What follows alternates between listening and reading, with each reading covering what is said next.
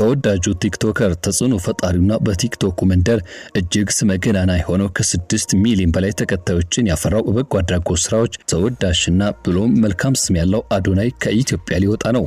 አዶናይን ከኢትዮጵያ ያስወጣው የተባለው ጉዳይ ተፈጥሯል። ከዚህ ጋር የተገናኘን ጉዳይ ስናነሳ ከመውጣቱ ጀርባ ያለው ሂደት እንዲሁ በተያያዥነት የምንቃኝ ሆናል። እንደ ክቡር ዶክተር አርቲስት ቴዎድሮስ ካሳሁን ቴዲ አፍሮ ያሉ ጉምቱ ኢትዮጵያን በደመቁበትና በፈኩበት መድረክ የአዶናይ መፍኪያ ጊዜም የቀረበ መስሏል። ይህም በተያያዥነት እንቃኛለን ውድ ቤተሰቦቻችን። በሌላኛው መረጃችን ደግሞ በአጭር ጊዜ ውስጥ ማለትም በ5 ዓመታት የኢትዮጵያን ዕዳ ሙሉ በሙሉ እሸፍናለሁ እዘጋዋለሁ ሲል የተደመጠው የዋይቢኤስ ማርኬት መስራቹ ወልደ ጊዮርጊስ በብዙ መልኩ ክስ የቀረበበት ይገኛል። ከፍተኛ ትርፍ እናገኛለን በማለት ገንዘባቸውን የሰጡት በሙሉ ተጭበርብረናል፣ ድምጹን አጥፍቷል በማለት እነሱም ድምጻቸውን ያሰሙ ይገኛሉ። ከጉዳዩ ጋር የተገናኘው መረጃ በመረጃ ሰዓታችን ይቀኛል። ውድ ቤተሰቦቻችን ተወዳጁ የሚዲያ ሰው ሰይፉ ፋንታሁን እጅግ አድናቆት ያተረፈለት ተግባር ፈጽሟል። ሰይፉ ፋንታሁን ለአድናቆት በርካቶች እንዲንደረደሩ ያደረገውና በብዙ መልኩ አስገራሚ ሆነው ንግግር እንዲሁም በሱ ሾው ላይ የቀረበው እንግዳ ነገር በዛሬ መረጃ ሰዓታችን ይቀኛል። ውድ ቤተሰቦቻችን ይህ ኢትዮ ግሎባል 360 ኒውስ ነው። ለቻናላችን አዲስ ከሆናችሁ ሰብስክራይብ፣ ቪዲዮን ከወደዳችሁ ደግሞ ላይክ፣ ሼር እንድታደርጉ እየጋበዝን ወደ ዝርዝሩ ገባን። መልካም ቆይታ። ተወዳጁ ቲክቶከር አዶናይ ከኢትዮጵያ ሊወጣ ነው። በቲክቶኩ መንደር ስመገናና የሆነው መልካም ስሙ በብዙዎች ዘንድ ከፍተኛ ቦታ የተቸረው አዶናይን ከሀገር ያስወጣል የተባለው ጉዳይ ለመልካም እንደሆነ ተሰምቷል። እንደ ክቡር ዶክተር አርቲስት ቴዎድሮስ ካሳሁን ቴዲ አፍሮ ያሉ እጅግ ጉምቱና ዝነኛ ስመገናና ኢትዮጵያን በደመቁበት መድረክ እሱም ሊደምቅ ሊሸለም ነው። የኢትዮጵያ ስም በዓለም አቀፍ ደረጃ ከፍ ባደረገው ጀግናው አትሌት አበበ ቢቂላ የተሰየመው ቢቂላ አዋርድ ባለፉት 10 ዓመታት ውስጥ በሀገር ውስጥና በህዝብ ላይ አዎንታዊ አሻራ ያሳረፉ በርካታ ባለውለታዎችን ሲያከብርና ሲሸለም የቆየው ታላቅ የክብር መድረክ አሁን ለአዶናይ ተራውን ሊለቅ መስሏል። ከሃይማኖታዊ ፖለቲካዊና ከማንኛውም አይነት የንግድ ትርፍ ነፃ ሆኖ በካናዳ በኖሩ አንጋፋ ኢትዮጵያውያን ተቋቁሟል የተባለው ይህ ተቋም በትምህርታቸው፣ በንግድ ስኬታቸው፣ በሙያቸውና በበጎ አድራጎት ስራዎቻቸው አርአያ የሆኑ ሰዎችን በየዓመቱ ይሸልማል። በዚህ ታላቅ መድረክ ላይ በ2024 እንደ አውሮፓውያን የዘመን ቀመር የክብር ዶክተር አርቲስት ቴዎድሮስ ካሳሁን ቴዲ አፍሮ ተገኝቶ የክብር ሽልማቱን መቀበሉና ታላቅ ዕውቅና ለሱ መሰጠቱ አይዘነጋም። ዘንድሮ ደግሞ ይህ ታላቅ መድረክ በካናዳ የሚዘጋጀው የ2026 የቢቂላ አዋርድ ስነ ስርዓት ላይ የቴዲ አፍሮን ያህል ግዙፍ ክብርና ዕውቅና የሚያገኝ አንድ የዚህ ትውልድ አዲስ አሻራ ታውቋል። እሱም ወጣቱ ተጽዕኖ ፈጣሪ አዶናይ ብርሃነ ኃይለ ሚካኤል ሲሆን እሱም ለዚህ ሲባል ከሀገር ሊወጣ ነው። ማህበራዊ ሚዲያ ለበጎ ዓላማ የማዋል ያው ማረጋገጫ ነው የተባለው አዶናይ የዓመቱ ዩዝ ኢምፓክት አዋርድ አሸናፊ በመሆኑ የዚህ ታላቅ ሽልማት እጩ መሆኑን ተከትሎ የማህበራዊ ሚዲያ ኃይልን የዘመኑን ትውልድ አቅም በግልጽ ያሳየ ነው ተብሏል። በአሁኑ ወቅትም የዲጂታል መድረኮች በተለይም በቲክቶክ መንደር ለወጣቶች ትልቅ የተባለ መልካም ዕድል እንዲፈጠር አድርጓል ተብለው ስማቸው ከሚነሱት መካከል አንዱ አዶናይ ነው። አዶናይ በማህበራዊ ሚዲያ ለታላቅ በጎ ዓላማ ለህዝብ አለኝታነትና ለደካሞች ድምጽ በመሆን ተጠቅሞበታል ተብሏል። የአዶናይ በጎ አድራጎት ጉዞ በስሜት ብቻ የሚነዳ ሳይሆን በተግባር የተደገፈ ነው ተብሎለታል።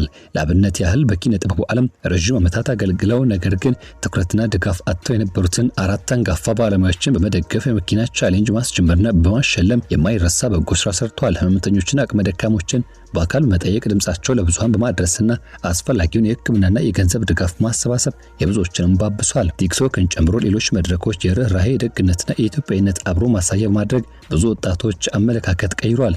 ከተሸላሚነቱ ባሻገር ያለው ትልቅ አስተምሮ የአዶናይ ብርሃኔ በቢቂላ አዋርድ መሸለም ለዛሬው ትውልድ ትልቅ መነቃቃትን ይፈጥራል የተባለት። በዚህ ምክንያትም በወርሃ መስከረም በሚደረገው የዚህ የሽልማት መርሃ ግብር ላይ ለመሳተፍ አዶናይ ወደ ካናዳ እንደሚያቀና ተረጋግጧል። በሌላኛው መረጃችን ደግሞ ተወዳጁ የሚዲያ ሰው ሰይፉ ፋንታሁን ያደረገው ተግባር በርካቶች እንዲያወድሱትና እንዲያደንቁት አድርጓል። ሰይፉ ፋንታሁን በሰይፉ ኦን ኢቢኤስ ፕሮግራም ላይ ያነሳ ጉዳይ አድናቆት ያተረፈለት ሲሆን በህይወቱ ከተማረባቸውና ከሚያስቆጩት ነገሮች መካከል አንዱ የጫት ሱስን በማንሳት ያስተላለፈው መልእክት በሶሻል ሚዲያ ላይ መነጋገሪያ ሆኗል።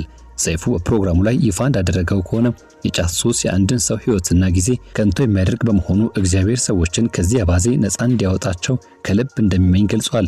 በህይወቱ ወደ ኋላ ተመልሶ ሲያስበው ከሚያስቆጩት ዋና ነገሮች አንዱ ጫት በመቃም ያሳለፋቸው ጊዜያት እንደሆኑ የጠቆመው ሰይፉ ከዚያ ባዜ የተነሳ በርካታ ሰዎች ህይወታቸውን ራእያቸው ሲበላሽ ማየቱን በቁጭት አውግቷል።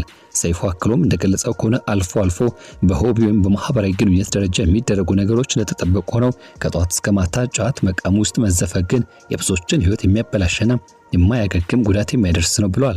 በመሆኑም ወጣቶችና በርካታ አድናቂዎቹ ጊዜያቸውና ህይወታቸውን ከንቱ ከሚያደርገው ከጫት ሱስ እንዲላቀቁና ነፃ የሆነ ህይወት እንዲመሩ ጥሪውን አስተላልፈዋል። በአስደናቂውና ግልጽ በሆነው በዚህ ንግግር ወቅትም በስቱዲዮ የነበሩ እንግዶችና ታዳሚዎችም በከፍተኛ ጭብጨባ ድጋፋቸውን የገለጹ ሲሆን መልእክቱም በበርካቶች ዘንድ ከፍተኛ አድናቆት አትርፏል። በባለፉት ቀናትም በማህበራዊ ሚዲያ ብዙዎች እንዲቀባበሉት አድርጓል። ወደ በስተመጨረሻ መረጃችን ስናልፍና ስንሻገር የኢትዮጵያን ዕዳ በ5 ዓመታት ውስጥ እዘጋለሁ፣ በብዙ መልኩ ኢትዮጵያን ከፍ ወዳለ ቦታ አደርሳለሁ፣ ለበርካታ ኢትዮጵያን ቢሊዮኔር እንዲሆኑ መንገድ ጠርጋለሁ ሲል የተደመጠው ግለሰብ አሁን ላይ ክስ ሊቀርብበት ነው ተብሏል።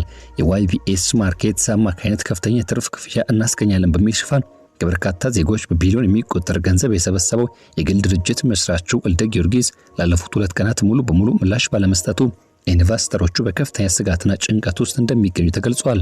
ድርጅቱ በየወሩ ከፍተኛ ትርፍ እንደሚከፍልና ከ6 ወራት በኋላ ደግሞ የተቀመጠውን ዋና ገንዘብ ይመልሳል በሚል በተሰጠ የተስፋ ቃል በርካታ አዲስ አበባዎች መኖሪያ ቤቶቻቸውን፣ መኪኖቻቸውን በመሸጥ በሚሊዮኖች የሚቆጠር ብር ኢንቨስት ማድረጋቸው ይታወቃል። በኢትዮጵያ ቀደም ሲል ከተከሰቱት ተመሳሳይ ገንዘብ ማጭበርበሮች አጋጣሚዎችና አሁናዊ ሁኔታዎች አንጻር እስከ 20 እና 30 ሚሊዮን ብር ድረስ መድበው በድርጅቱ ውስጥ ያስገቡ ባለሀብቶችና ግለሰቦች ሁኔታውን ከቁጥጥር ውጪ እንዳይሆን በከፍተኛ ስጋት ላይ ይገኛሉ። ላለፉት 48 ሰዓታት ከወልደ ጊዮርጊስም ሆነ ከድርጅቱ ምንም አይነት ይፋዊ መግለጫ ወይም ሁኔታዎችን የማብራራት ሂደት አለመሰጠቱ ኢንቨስተሮችን ግራ አጋብቷል። በርካታ ኢንቨስተሮችም በዋይቢኤስ ማርኬት ቢሮዎችና በስልክ መስመሮች በኩል መረጃ ለማግኘትና ያለበትን ለማወቅ ጥረት ቢያደርጉም እስካሁን ምንም አይነት አጥጋቢ ምላሽ ማግኘት አልቻሉም። ይህ ሁኔታ በተለይም ንብረታቸውን ለውጠውና ዕዳ ገብተው የተሳተፉ እነዚሁ ኢንቨስተሮች ለከፍተኛ ስነልቦናዊና ኢኮኖሚያዊ ጫና የዳረገ ሲሆን የሚመለከታቸው የመንግስት አካላትና የህግ አስከባሪዎችም ጉዳዩን በአስቸኳይ ትኩረት ሰጥተው እንዲከታተሉ ጥሪዎች እየቀረቡ ይገኛሉ። ከዚህ ጉዳይ ጋር በተገናኘ ከግለሰቡ እስካሁን የተባለ ነገር የለም። ግለሰቡ ከዚህ ቀደም በ5 ዓመታት ጊዜ ውስጥ ሙሉ በሙሉ የኢትዮጵያን ዕዳ እሸፍናለሁ፣ ሁሉም ኢትዮጵያዊ ባለሀብት እንዲሆን፣ ከፍተኛ የተባለ ደረጃ ያለው ኑሮ እንዲኖር በማድረግም የራሴ ሚና እወጣለሁ፣ ይህን ለማድረግም ጊዜ አይፈጅብኝም፣ በተግባር አሳያለሁ ማለት በብዙ አነጋጋሪ ተግባሮችና ንግግሮቹ ይታወቃል። እጅግ ዘመናዊና ቅንጡ የሆኑ መኪናዎችን ማሽከርከርና በዲጂታሉ መድረክም ትኩረት መሳብ ከሚታወቁ ግለሰቦች መካከል አንዱ ነው። ታዲያ በአጭር ጊዜ ውስጥ ወደ ሀብት ማማ እንደመጣ የሚነገርለትና ይህ የሀብት ማማ ጉዞ ወደፊት እንደሚያስቀጥለው ሲናገርና ሲገልጽ የነበረው ግለሰብ ብዙዎች አምነውና እሱ ያቀረበውን ጥሪ ተቀብለው መቀላቀላቸው ዛሬ ላይ መዘዝ ያመጣ ሳይሆን አይቀርም ተብሏል። ወደ ቤተሰቦቻችን እኛም ከዚህ ጋር በተገናኘ አዳዲስ ጉዳዮች ካቱ ወደ እናንተ ይዘን እንደምንመለስ እየገለጽን የዛሬን በዚህ ቋጨን። ይህ ኢትዮ ግሎባል 360 ኒውስ ነው። ለቻናላችን አዲስ ከሆናችሁ ሰብስክራይብ፣ ቪዲዮን ከወዳችሁ ደግሞ ላይክ፣ ሼር በማድረግ እንድትወዳጁን፣ ሐሳብ አስተያየት ካላችሁን በሐሳብ መስጫ ሳጥናችን በማካፈል አብሮነታችሁን እየገለጻችሁ እንድታበረቱን በአክብሮት እየጠየቅና እየጋበዝን የዛሬ መረጃ ሰዓታችን እዚህ ጋር እንቋጫለን። በሌላ መረጃ በድጋሚ ተመልሰን እስከምንገናኝ በያላችሁበት ጥሩ መልካሙን ጊዜ ተመኘን።